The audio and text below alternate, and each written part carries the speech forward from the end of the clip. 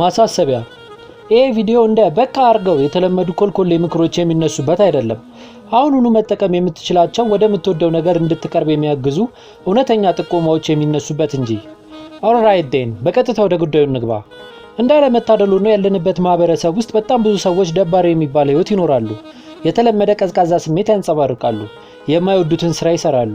ሰኞን በመከራ አልፈው የሳምንቱን መጨረሻ በጉጉት ይጠባበቃሉ። እንዲሁ በህይወት አሉ ከመባል ውጪ ምንም ጠብ የሚል ነገር ሳይሰሩ ያልፋሉ። አሁን ላይ ሃይ ስኩል ውስጥ ወይም ዩኒቨርሲቲ ከሆንክ ይሄ ህይወት በጣም ሩቅና አንተን የማይመለከት ወይም የምታልፈው ሊመስል ይችላል። እውነታው ግን ብዙ ሰዎች ይገጥማቸዋል። አንተ ደግሞ በተቻለ መጠን ከዚህ አባዜ ማምለጥ አለብህ።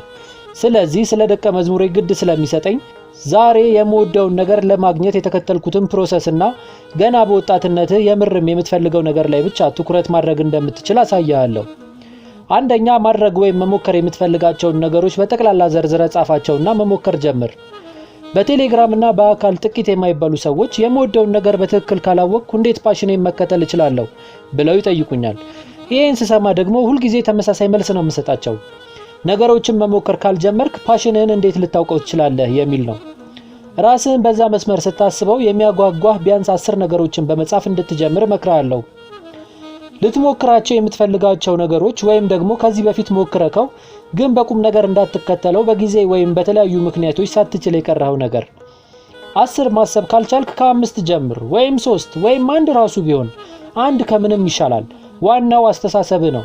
በዚህ መንገድ ቢያንስ አንድ ነገር ሞክረ ካልወደድከው የማይሆንህን መስመር በስኬት ሰርዛል ማለት ነው። እንዲሁም ከልብ የምትወደውን ነገር ለማግኘት አንድ እርምጃ ቀርባል ማለት ነው። ሐሳቡ ምንድነው? አንድ ጊዜ ከጻፍከው ያንን የመሞከር ኃላፊነት ይሰጣል። ከጻፍከው በኋላ ወጥተክ ለመሞከር ምክንያት ይሆናል። ለምሳሌ ሁሉ ጊዜ ፎቶግራፊ የመጀመሪያ ሐሳብ ኖሮ ነገር ግን ሞክረው ካላወቅ ዝርዝር ውስጥ ጻፈውና ወጥተ ፎቶ ማንሳት ምናምን ነገር ጀምር። ፎቶግራፊ እኔም በራሴ ሁሉ ጊዜ ለሞክረው የምፈልገው ነገር ነበር። አንድ ጊዜ ዝርዝሬ ውስጥ ከጻፍኩት በኋላ ወጥቼ እንድሞክረው አስገድደኝ።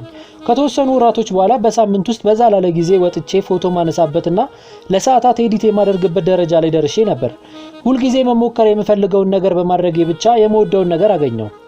በቀሪው ዘመኔ ሙሉ የመቀጠልበትን። ይሄ ምናልባትም በጣም ወሳኙ ስቴፕ ሳይሆን አይቀርም። አሁን ላይ ያሉኝ ፍላጎቶች በጠቅላላ ማለት በሚቻል መልኩ የተቀረጹት በዚህ ስቴፕ ውስጥ አልፈው ነው። ወጥተ መሞከር እንድትጀምር ስለሚያስገድድ ማለት ነው። ሁለተኛ በማድረግ ላይና ወደፊት በመራመድ ላይ ትኩረት አድርግ። ይሄን ስለ ማለት የፈለኩት ማንኛውም ፕሮግረስ ጥሩ እድገት ነው። ስለዚህ ፎቶግራፊ በዝርዝር ካሉ 10 ነገሮች ውስጥ አንዱ ከሆነ በስልክ ፎቶ በማንሳትና ነፃ አፕሊኬሽኖችን በመጠቀም በስልክ ወይም ባለህ ኮምፒውተር ኤዲት በማድረግ መጀመር ትችላለህ። ከ3 ቀን በኋላ ፎቶግራፊ እንደማይሆን ለማወቅ ብቻ ቸኩለ ለካሜራ 100,000 ብሮችን ማውጣት አትፈልግም። ይሄ ፓሽንን ለማግኘት የሙከራ ጊዜ ነው። ስለዚህ በትንሹ ጀምርና በጊዜ ሂደት ወደ ትላልቆቹ እርምጃዎች ትሸጋገራለህ። ነገርየውን ስታደርገው ደስተኛ በሆንከው መጠን ኢንቨስት እያደረግክ ትሄዳለህ። አሁን ላይ በኢንተርኔት አማካኝነት የፈለግከውን ነገር በነፃ መሞከርና ፍላጎትህ ይሁን አይሁን ማወቅ ትችላለህ። How to make good photos የሚሉ ቪዲዮዎችን ማየትና ለጀማሪዎች የሚሆኑ ጥሩ ስለሚባሉ ካሜራዎች የተጻፉ አርቲክሎችን ማንበብ በራሱ ወደ ግብህ አንድ እርምጃ መራመድ ነው።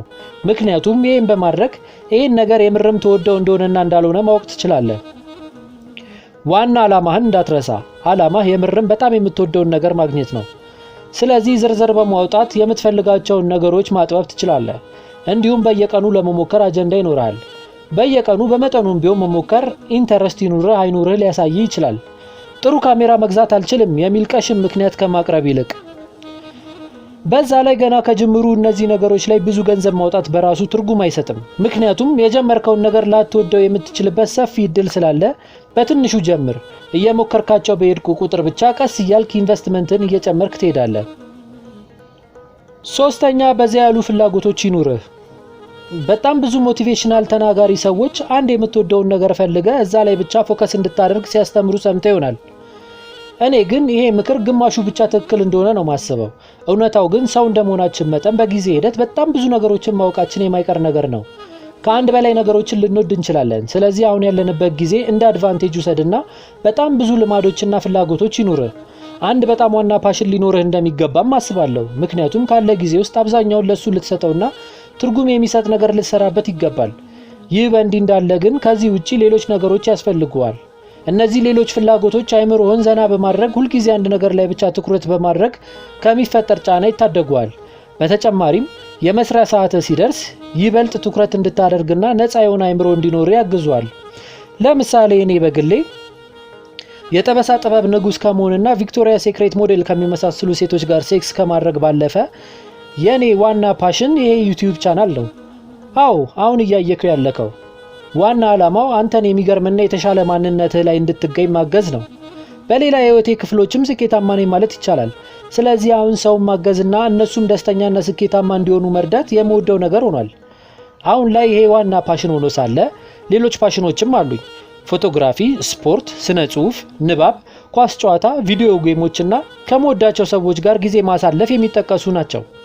ስለዚህ ይሄንን አንተን የመርዳት ዋና ፓሽኔን እያሳካው ሌሎች ፍላጎቶችም ላይ መስራት ችያለሁ ማለት ነው።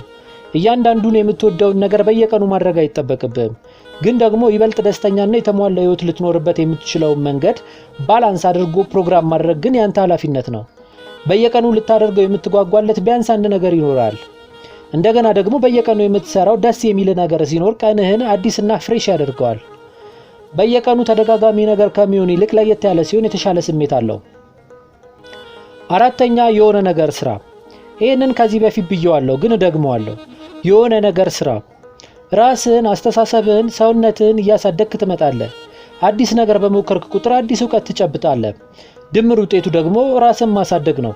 ስለዚህ የበለጠ ራስህን ለተለያዩ ነገሮች እያጋለጥክ በሄድክ ቁጥርና ነገሮችን እየሞከርክ በሄድክ ቁጥር የምትወደውን አንድ አዲስ ነገር ዲስከቨር እያደረግክ ትሄዳለህ። ህይወትን ሁልጊዜ እንደ አዲስ መንገድ ልትቆጥረው ትችላለህ። አንዴ ከጀመርከው የት እንደሚያደርስህ አይታወቅም።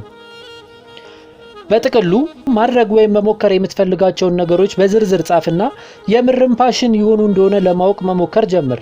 የተለያዩ ነገሮች መሞከር ላይ ትኩረት አድርግ። አዲስ ነገርን በትንሹ መጀመር ማለት እንኳን ቢሆን በዛ ያለ ፍላጎት ይኑርህ። ነገሮችን ማድረግ ጀምርና የት እንደሚያደርሱ ተመልከት። ይህንን የህይወት መንገድ ቪዲዮ ከወደድከው ላይክ አድርግና የተሰማህን በኮሜንት አሳውቀኝ። እንደዚህ አይነት ተጨማሪ ቪዲዮ ማየት ከፈለክ ሰብስክራይብ አድርገህ ደቀ መዝሙሬ መሆንህን እርግጠኛ ሁን።